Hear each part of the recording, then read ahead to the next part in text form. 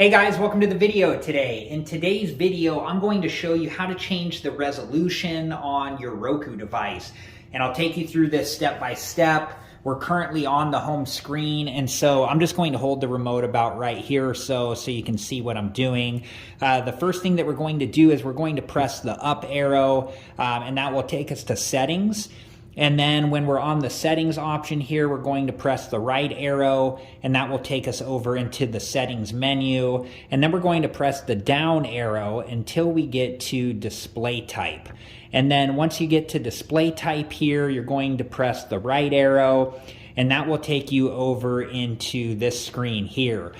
So it's currently on auto detect, but if you want to manually change this to, whatever your TV resolution is, you can press the down arrow to go through the different options and then select the one that you want to use. I'm going to leave mine on auto detect, so when you're ready to exit this screen, you just press the home button here and it will take you back to the home screen. And it tells you right down here, you can see like on my TV, that it's detected 1080p, so that's what it's set at on the auto detect, but you can verify that on your TV and make sure that it's right.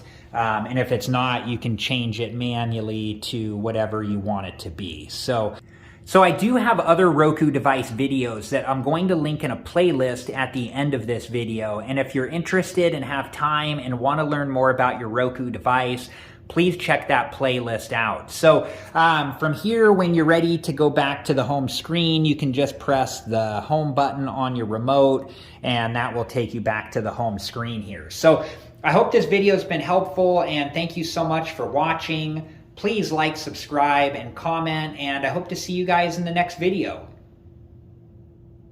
Have a good one. Thank you guys for watching. Please like, subscribe, and comment, and if you have the time, check out these other great videos.